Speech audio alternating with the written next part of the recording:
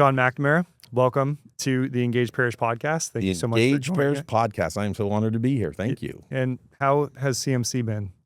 Oh, it's been fantastic. I mean, I just kind of got here, to be honest with you. I drove in from Los Angeles this morning. So of what I've seen so far, it's been incredible. Excellent. How long of a drive was that? 6 hours. Okay, that's a pretty One solid stop drive. at Denny's and one at a Chevron station. Very good. Bam. And now you're here. Absolutely. And for those that don't know you, you're a director, Yes. producer, and a writer. Yes. And you have an extensive list of films that you've been a part of. Yeah, a few. I've been making films since I was 12. Like, we don't even go into those ones when I was like a kid making tons of movies on my block. And in college, I made a lot of short films and so forth. I just love to make movies. This is what I do. What drew you into it back when you were 12 years old? When I was 12 years old, our family went on a vacation to Ireland. And for some reason, my dad bought me a camera. I actually didn't have that much interest in it, but maybe he wanted it for himself, and I'm like buying it for my 12-year-old. But I just started playing with it. And remember, this is a time before iPhones where everybody could make movies and so forth. But I had no concept of editing or anything. I would just go out there and shoot movies. I understood the concept, but I would edit in the camera. Like, I'd do somebody's close-up, then I'd run around to the other side, do the other close-up, run up the street and do a wide shot. And when I would see the footage on this little projector my dad also bought, there would be like white flashes. What are those? Why can't I get rid of those white flashes? So it was like just the beginning of learning how to make movies, and very much guerrilla style, like a guy with a camera and you just went out and you did it. So I got very comfortable with like being right in people's faces. How do you do it? I mean, it's an old Spielberg story. And when I was that age, those types of movies were coming out. Like, my heroes were Spielberg and Lucas. I would go to see Jaws and, Close Encounters and Star Wars. And I looked at the guys who made those movies and I wanted to emulate those. And now I have 3 boys and I'm kind of like, hey, do you want to get in the film industry? And they're not as interested because they are into influencers. So I look at the shows they watch, super creative. And it's the same thing. It's just different than what I grew up with. And I hope, whatever, passion they fall in love with, they follow it too. Did you grow up in the Hollywood area? I grew up in beautiful downtown Burbank. Okay. And I thought the whole world was there. The Forest Lawn had a White House. That's the White House. It like the whole world made sense to me. But on Thanksgiving, we'd always take a hike up the mountain that's right next to Burbank, past the cemetery. And I remember one day when I was like 9 or 10 years old, we did our hike. We usually did it on Thanksgiving. And I walked out and I saw that sign backwards, Wood Holly. And I was like, wow. And that's my first glimpse of Hollywood from a high point. Because I actually thought the earth ended there. Like, in my little 10-year-old brain, I was like, that's the end of the world right there. And I was right, actually. That's what it was. It was Hollywood was laid out before me. And I only met you a few minutes ago, but I can tell you seem like a storyteller. How do you incorporate storytelling into your films? Well, ultimately, storytelling is everything. So one of the first things I do as a director, I always go, I'm a jack of all trade and a master of none. So I went to film school. I learned how to write. I learned a lot. Like, in high school, I was acting. I was on the stage. I played Jesus and Godspell and Burger and Hare. But I was around a lot of actors who were like, ooh, I feel so good on the stage and I feel it and I'm in the character. And I was like, I don't feel good at all. I see the audience out there. I know when the lights fade up, I'm nervous. I'm scared. I mean, even to do this, it makes me nervous to do that. But I like to watch the other people, like the people in the band or the people fading up on the lights or pulling up the curtains. That just interests me.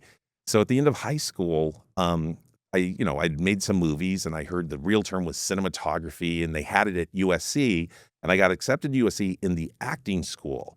I was like, but I don't feel like being an actor. I want to do cinematography. I want to make films. And Loyola Marymount University at that time offered me a scholarship to go there it was called Communication Arts back there, but it was the School of Film and Television. So it was just a great way for me to go and make movies. And that's what I did. I made movies at Loyola starting my freshman year. And by this time it was like, with 16 millimeter cameras and bigger things. And it was just incredible. Has your Catholic faith always been an important aspect of your life? Absolutely. I mean, I grew up in a very Irish Catholic family. My grandparents were from Ireland. And so I had a mom, I call her a super Catholic. And she would, no matter when we would travel, we would be dragged into any church anywhere in this country.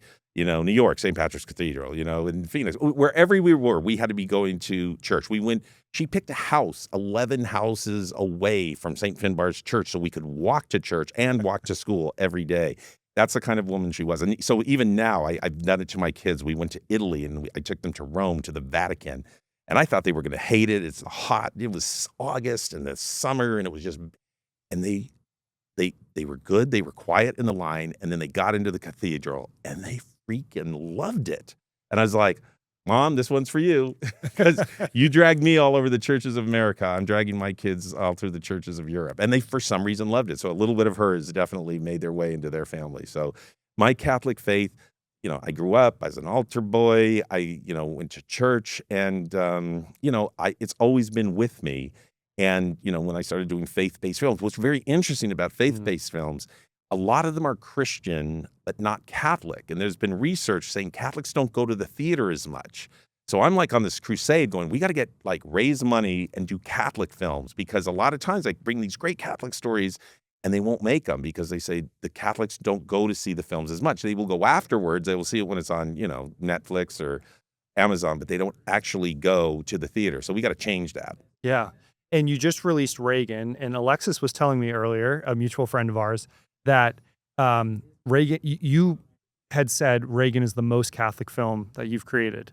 By far. I mean, to give you an example, when I made Soul Surfer, and I learned, we made it through Sony Affirm, and Rich Peluso is the head of the company there, and he taught me about God handles. Anytime Jesus is mentioned, or God, or whatever, and in the script there was 24 God handles, like she held a Bible, or she prayed around the dinner table.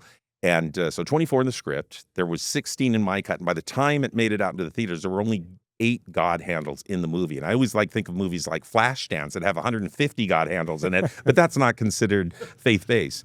But Reagan, I sat there and I would go, wait a minute, we're talking about him going to church. We're talking about him, how he got his faith from his mother. And when I actually counted up the God handles in Reagan, it had way more than all of my other films combined, because he was a very faith-driven man, and that's how he made decision. It all came from his mother, and so it is a very interesting part of Reagan's life. Yeah. So Jesus was the ultimate storyteller. The Gospels are full of stories that resonated even today, but certainly resonated back in his time when he was here on earth. How important is it for Catholics to continue to tell good stories to attract folks to the faith? And I'll expand that, not just Catholics, but all Christians. Well, first of all, I don't know if you've seen The Chosen and all the shows that are coming through. Yes. Whatever the next generation is that does the stories from the Bible better and make it feel contemporary, I think that's huge.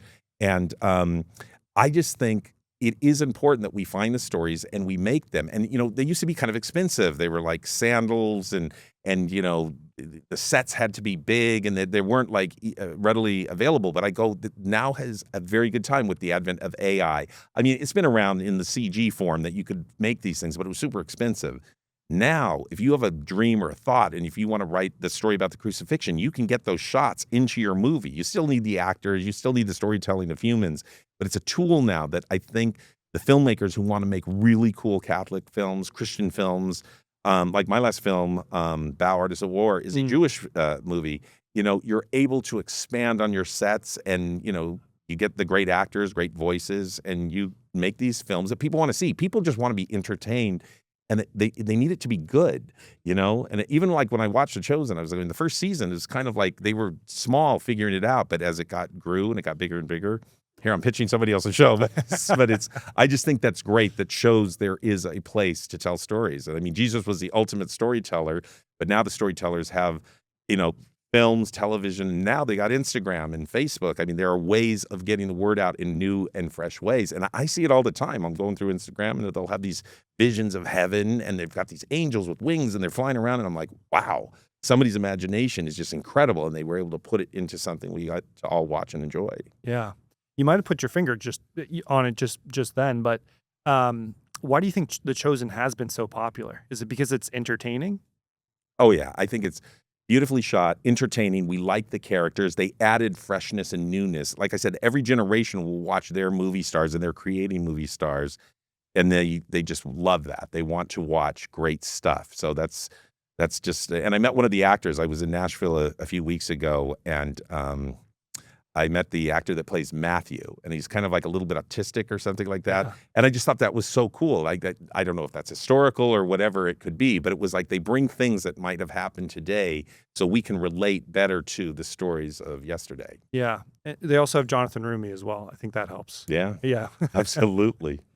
So how have you continued, especially in your recent films, you mentioned Reagan, how have you continued to interweave the faith component into those films? Well, a lot of the films I choose already have a faith component. Then when I get sent scripts, they have that element. Like for a film I'm doing right now that's coming out from Sony Affirm, it's called Soul on Fire. It was based on the John O'Leary story. He's a little boy. He saw some kids playing with matches.